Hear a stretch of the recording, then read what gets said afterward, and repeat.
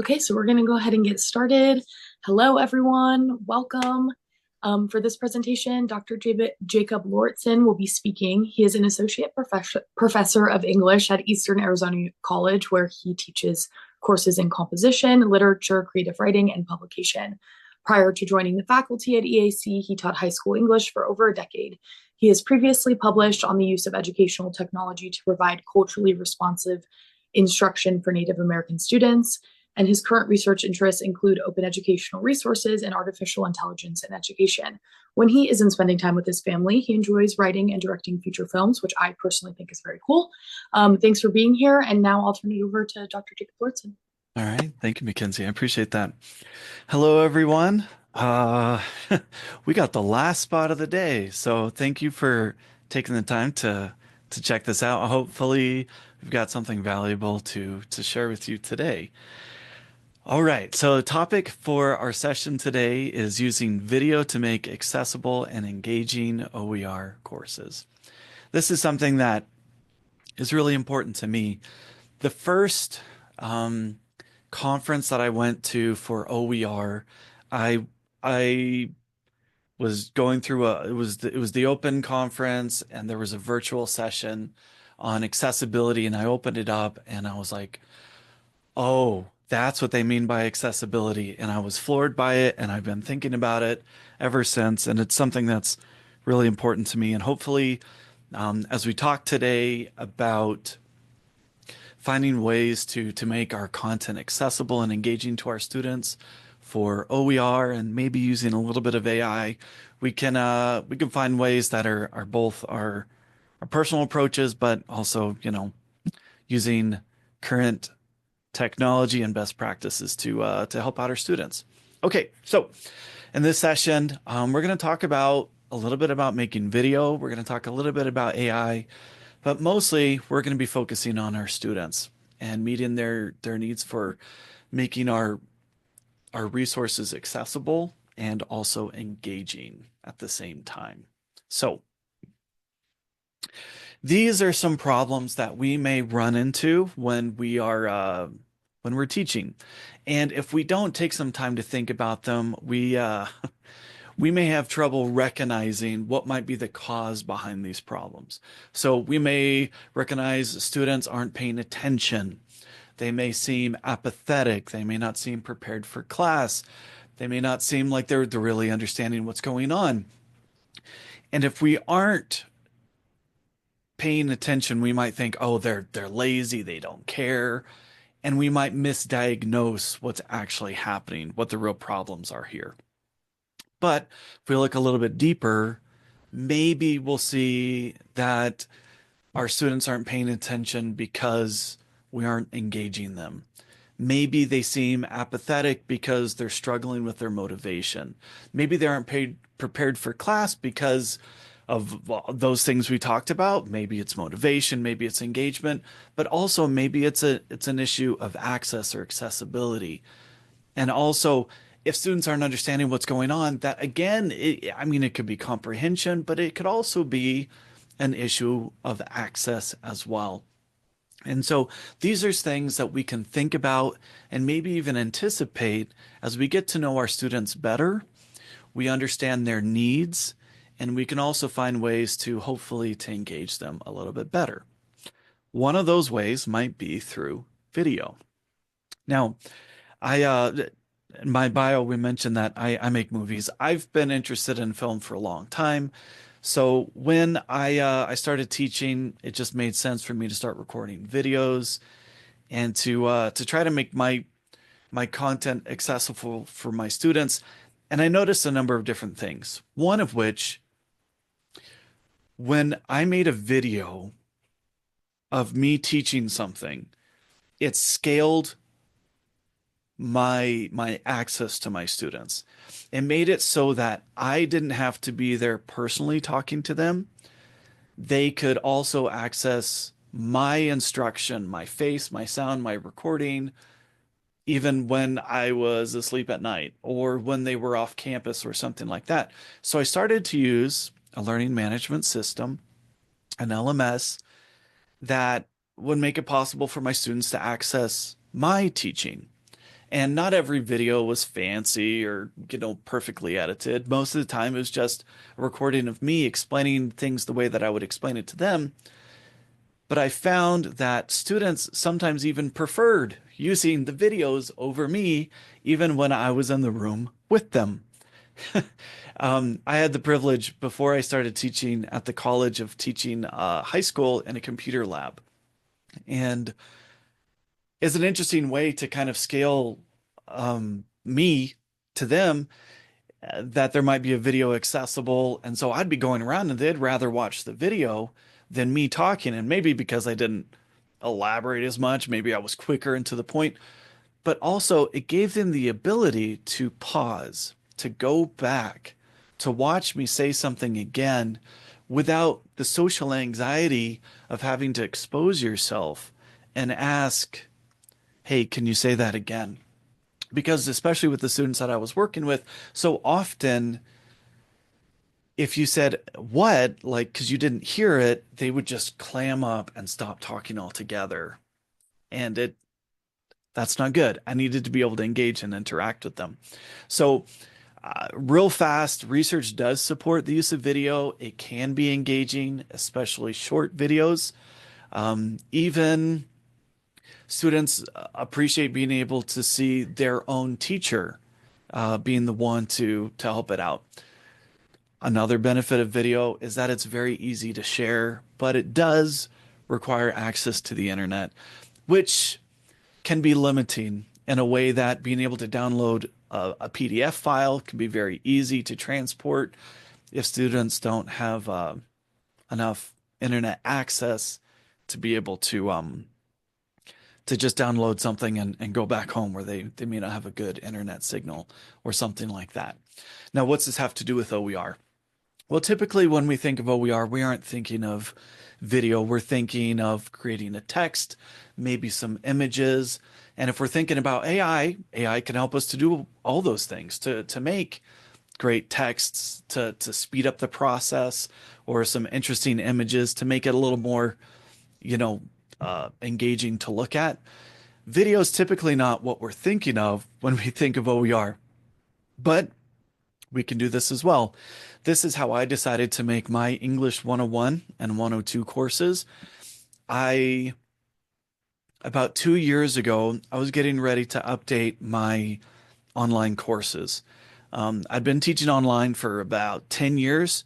At this point, I was getting ready to update things in part for OER, but also because AI had just disrupted everything that we were doing in English. I'm an English professor. And so I was starting to think, what can I do to be forward thinking about all of this? And one, I decided to make most of the direct instruction that happened through the course through video. And two, I wanted to use that video to also make the content more accessible. And so one of the things I did is on most videos, I didn't just make closed caption an option. I baked it into the video. So even students that didn't click the button to turn on closed captioning, it was already there for them so that they could read along if that was an easier way for them to access the content. They could pause, they could see me, they could back up. And so in addition to seeing my face, hearing my voice, and following along with whatever I might be displaying on the screen, they also had the option of being able to read it as it came out. And I used AI to create those closed captionings. Okay, so what are some ways that AI can help us with video and things like this? Well, we can start with it can help us to lesson plan. It can help us to write a script. It can help us to take our ideas and kind of condense them into a form that might work a little bit better for video. It might help us come up with an engaging, interesting hook into what we're talking about. It can create a transcript. In fact, you probably can't see this. I literally have Microsoft Word open on my phone right now, and it's transcribing everything that I'm saying. So this is something we could do in our lessons. We can literally open up Microsoft Word on our phones, click dictate, and our lessons can be transcribed. And once we have the text, we can create all sorts of content to help out our students as well. And AI is what's making all this possible. We can make images, we can create extra audio, all sorts of different things that AI can do. And the screen, and the picture on the screen here, if you can see it, this is the closed captioning that I had baked into the video.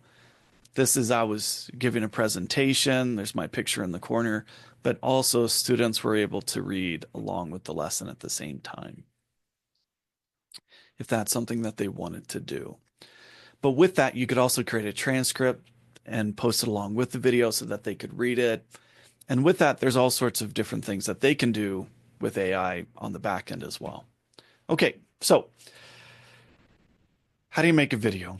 Well, this is something at first we don't need to overthink. We don't need to overthink what we do as teachers. We already know how to deliver instruction, but when it comes to a camera, we might get a little shy. We might get a little bit uncomfortable.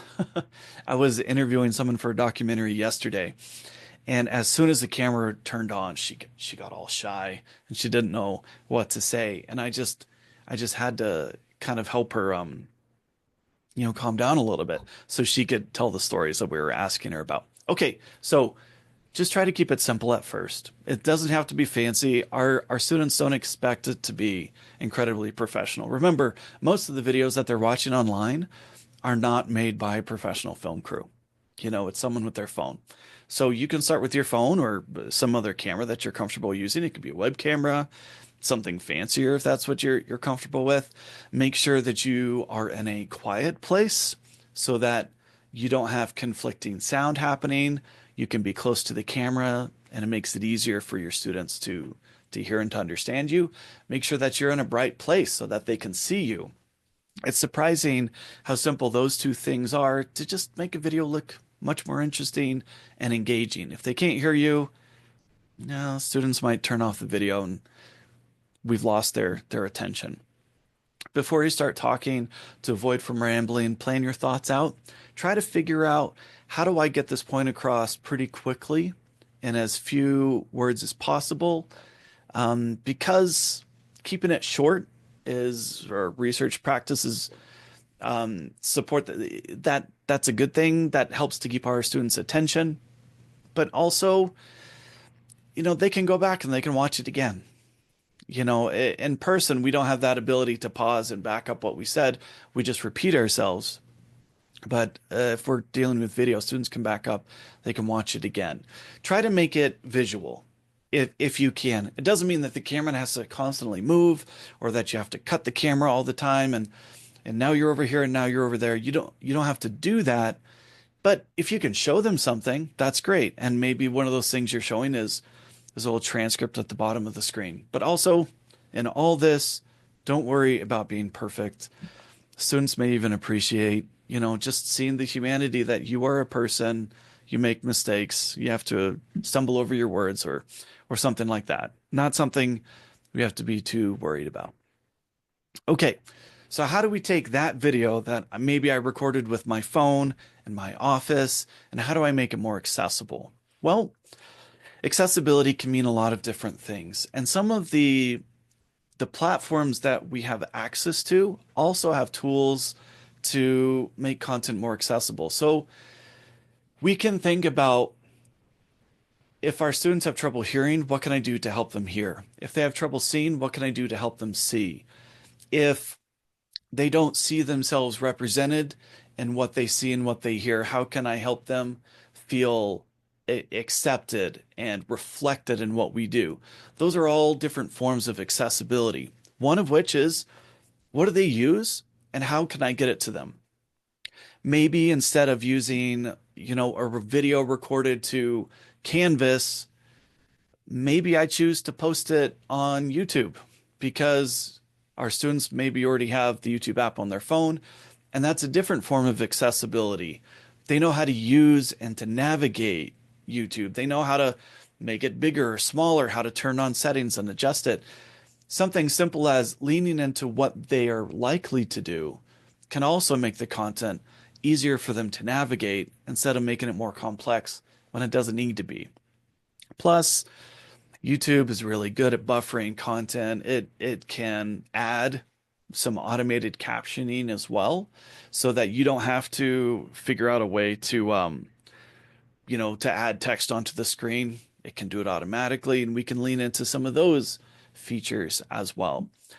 One thing you might want to do, knowing that your students are probably going to be looking at what they're doing on their screen, try to avoid making text too small so that they can't see it from that screen. So you may want to think about making things bigger and easier to see, make it simpler. So that's it's easier to see as well. Having contrast, be mindful of the colors that you use and the fonts that you use so they don't all blend together. I was having a conversation with students once, and someone brought up that when they can, they like to use the font Comic Sans, which looks really kind of kiddish and simple to someone like me, but they like it because of their uh,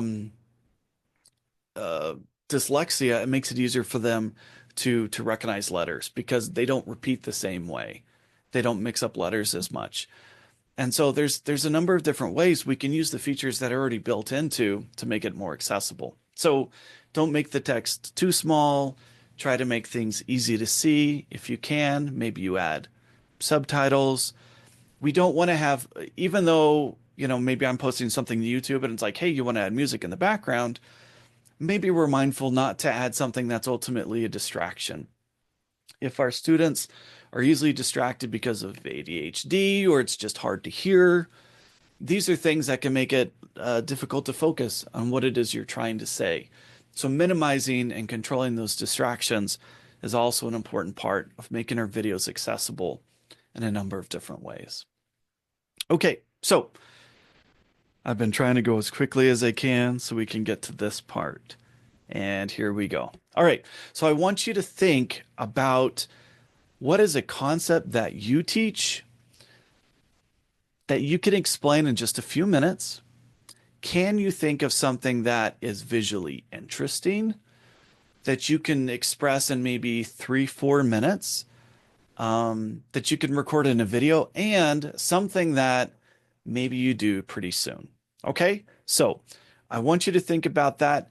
Let's put those comments into the chat, and I'll try to open that up so I can see it on my screen, and then we can talk about some of these things.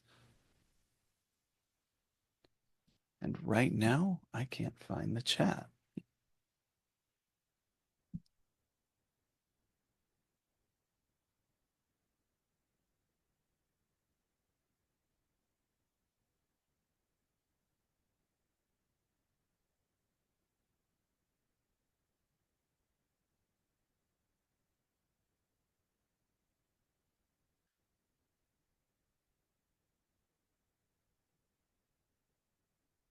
Just go. Okay.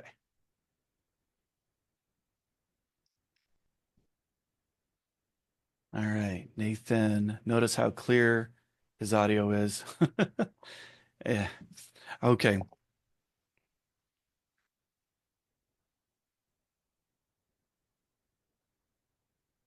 All right. Videos on chemical bonding really help students understand an abstract concept. Yeah. There's so many things that we can show, especially science teachers. They can be really good at demonstrating things. Those can be great for videos. Yeah. Once we start adding in technology, whether it's AI or adding video or something, all the things that for education work as well, right? Like best practices don't stop once we turn on a camera. So yeah, all those instructional strategies that we know are good too. All right, making a video about genetics, heritability, and concepts are interesting. Make a video to make it interesting for the students. That's great. Yeah, talking about citing sources, near and dear to my heart. That's important. Those are all great things. What I think is important as well, in addition to thinking, how can I explain this quickly? You can, if you're teaching something that you can't explain in just a few minutes, that's fine. But we can chunk things and maybe make a series of videos. Maybe you can explain it over 3 or 4 videos, and you just have a stop to reflect or to think in the middle of each of these videos. That's a way to still have shorter videos, but express something over time. All right, planning on, Nathan, I'm planning on presentation, non-renewable energy, make some fire. Fire is always a good way to get someone's attention. That's great. And there's not just one way to do this. We're coming from all sorts of different subjects. We're coming from biology and English and genetics and all these different things. The strategies can be whatever it is. What I'm hoping it comes across in this is understanding the complexity of adding technology to what we're doing. Um, Small little hurdle to learn some of these things, but once we've learned it, it might really open up a lot for our students and makes us scalable for them, especially if we have this asynchronous environment. You know, if you're teaching online, that's great. But also, I have a lot of athletes that I teach. Like, for example, some of my students today, they were gone on a trip, but it's easy for me to show them how to catch up because I've made a video for all of my lessons as part of making this OER content. Not only did I put it out in the comments so anyone can use it, but I know I have a video of me teaching these concepts so that even if they're gone on the trip, they can hear me in a shortish video, 10 minutes, explain a concept, and they can always catch up and watch it again. And most of the time it's relatively simple as we're doing that. All right. Any other ideas for videos that we think that we can do? We can still put them in the chat.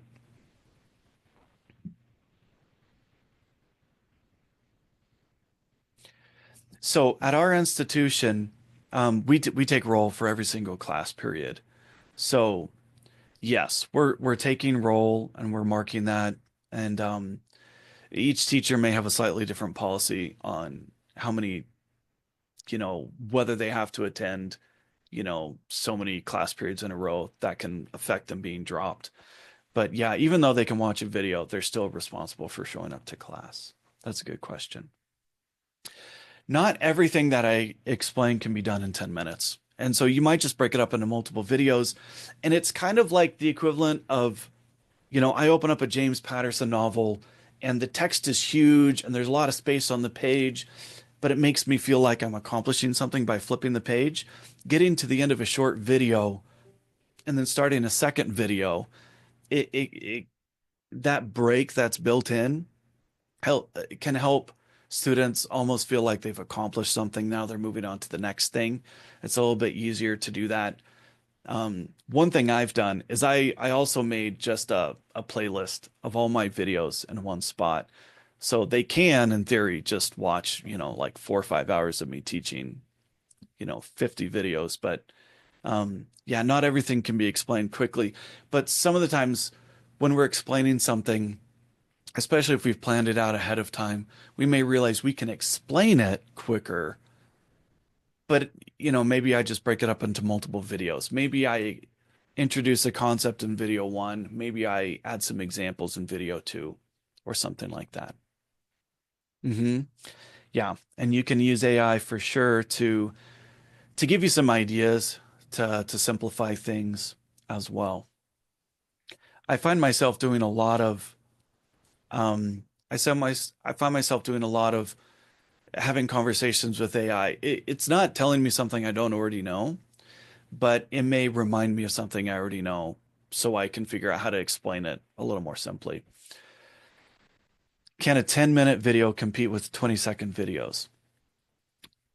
Um, One of the things that I think we'll always struggle with is, we're not trying to make TikToks. I mean, maybe you are. You can absolutely do a TikTok, but it's really hard to learn something that you aren't paying attention to, right? So no matter what it is we're teaching, we have to consider engagement and we have to think about where our students are at. And even though it's important, it's their responsibility to learn the content and to be accountable for it, it doesn't mean we have to make it harder for them either, right? So, can I compete with TikTok? I don't know that it's worth it, but I can try to use best practices to be a little more interesting with what I do. And then maybe I think a little more about how to follow up and incorporate the videos into what I'm doing. Um, One of the reason because I have all these videos made, I can use them for both my face-to-face and my online students as well because I'm teaching the same thing. So yes, if a student misses a class, they can always go back and watch a video, or if they want to hear it explained again, they can watch a video, but also my online students can get the same content as well. And I use it for both face-to-face and I use it for both face-to-face and in person, but I'm not showing videos of me in class when I'm standing there. I don't do that. Another idea for short videos to show students how to stop by your office during the office hours. I like that. Anything that you expect them to know might be a good reason to have a video for sure. All right. Thank you, Mackenzie. I appreciate that. Yeah. And I mean, we're all going to struggle with trying to keep our students' attention, but we also need to realize that you know, we don't have to make it boring either. Good sound. If you're going to record a lesson, don't have the microphone at the back of the classroom. Get it nice and close. Maybe don't record in your classroom. Maybe record in your office. Break it up. These are some of the things to try to make it a little more interesting.